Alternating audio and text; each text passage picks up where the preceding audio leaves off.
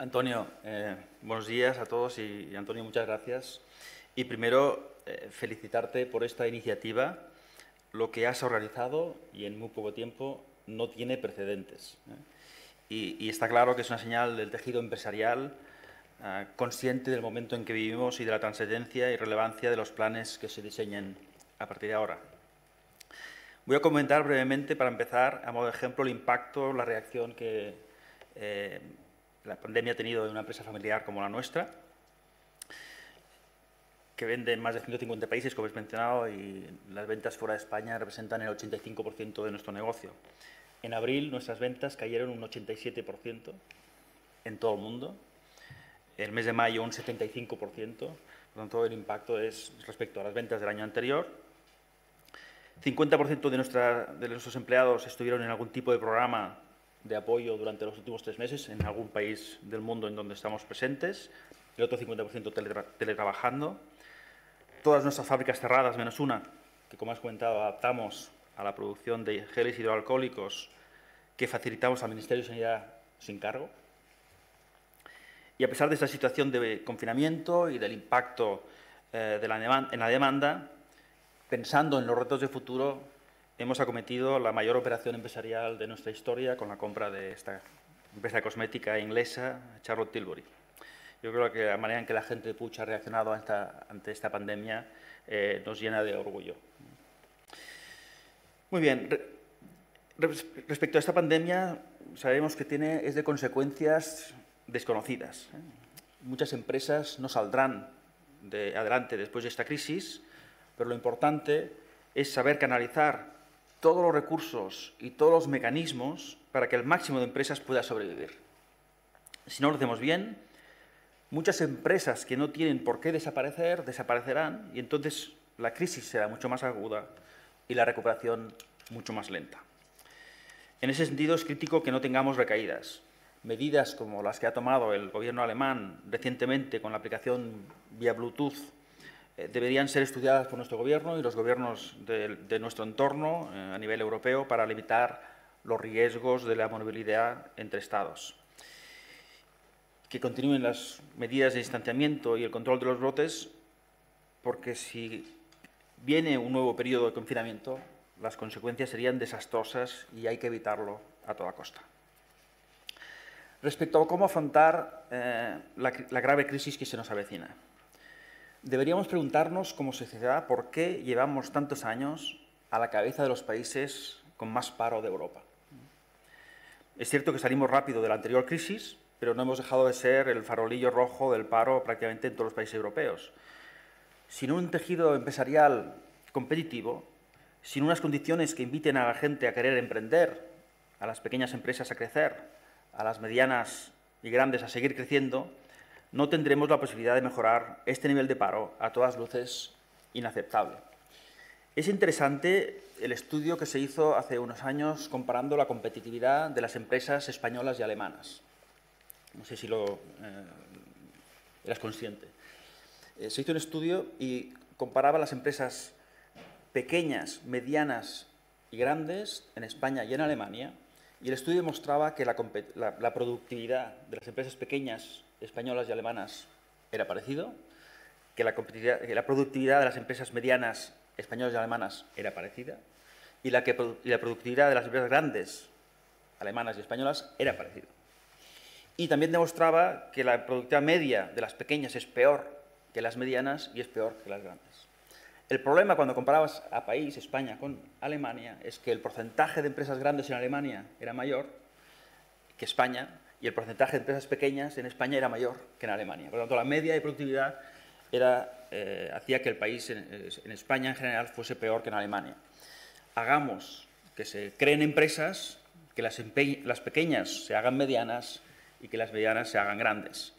Y quizá deberíamos preguntarnos por qué seguimos estando posicionados en rankings de competitividad a nivel mundial tan bajos. ¿Por qué no nos tomamos en serio establecer las condiciones para que España sea un país en el que se facilite la creación de empresas y se incentive su crecimiento?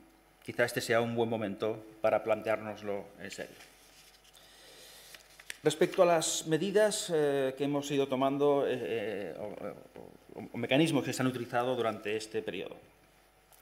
Resaltar la gran contribución del mecanismo de los ERTE, sin los cuales habría habido muchos más ERES. No estropeemos lo que funciona, pero no nos quedemos ahí. Desarrollemos un mecanismo de ERTE más flexible y ágil que permita a las empresas una mejor capacidad de adaptación a los cambios de la demanda y evitar así el recurso al desempleo permanente.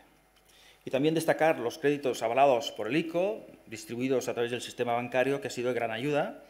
Sin embargo, hay muchas empresas viables que ante la caída de la demanda están viendo sus problemas de liquidez se transforman en problemas de solvencia y supervivencia. Hay que pensar en nuevos mecanismos de ayuda a la capacidad financiera de las empresas que permita a las que son viables superar este periodo. Tenemos una responsabilidad con la siguiente generación respecto al nivel de deuda que acarreará esta crisis. No podemos gastarnos todos los recursos y dejarles solo deudas que afrontar. El necesario control del déficit y la deuda pública hace imprescindible la mejora de la calidad de gestión y la eficiencia del gasto público. Las empresas estamos sometidas constantemente a la competencia doméstica e internacional. Los servicios públicos también deberían estar sometidos a su fiscalización. Lo que aleja a España de la media de otros países europeos en el porcentaje de ingresos del Estado comparado con su PIB es, entre otras cosas, la magnitud de su economía sumergida. Reduzcámosla de una vez, reduciendo, por ejemplo, el uso de papel moneda, que se fomente el uso digital del dinero y no pongamos todos los esfuerzos en aumentar los impuestos de los que ya lo pagan. En este sentido debemos ser prudentes, pues muchas empresas están sometidas a la competencia internacional y no podemos poner más cargas a las mismas cuando los comparamos a otros países o nuestra capacidad para ser competitivos, en lugar de converger, divergirá. Como ejemplo, el sector de la perfumería y cosmética. Estamos en el top 10 mundial en exportaciones en ese sector y somos el segundo exportador mundial en perfumería, España, más que otros sectores que suenan más como el calzado, el vino o el aceite. En el sector nosotros competimos con grupos multinacionales y no pedimos nada a la Administración, solo que tengamos un terreno de juego fiscal neutro, o corremos el riesgo de seguir viendo empresas cuyo centro de decisión se traslada al extranjero. A medio plazo tenemos otros retos. Somos conscientes de que el modelo capitalista ha traído paz, prosperidad y progreso tecnológico en los últimos 50 años, reduciendo la pobreza e incrementando el nivel de vida en todo el mundo. Pero también es verdad que en la última década y fruto de la posterior crisis financiera mundial, el modelo está en cuestión. ¿Qué ocurrirá una vez superemos la crisis en la que estamos implicados ahora, si fruto de la anterior ya surgieron críticas al sistema? ¿Cómo va a seguir evolucionando este tipo de pensamiento? Una de las plataformas que ha tenido mucho eco ha sido la declaración del Business Roundtable, ¿no? En pocas palabras, hizo público hace un año un comunicado insólito, en donde proponía abandonar el dogma instaurado en los 70 por Milton Friedman, que decía que el objetivo último de la empresa es la maximización del valor para el accionista, y proponen situar al accionista a un nivel similar de los trabajadores, los clientes, los proveedores, la comunidad en la que operan y el medio ambiente. La empresa debe crear simultáneamente prosperidad económica y valor social. Cuando salgamos de esta crisis, y las crisis sirven para cambiar esquemas, aquellas que hayan sabido hacerlo adelantándose a los tiempos serán las que saldrán reforzadas. Incentivemos a que estos cambios se produzcan.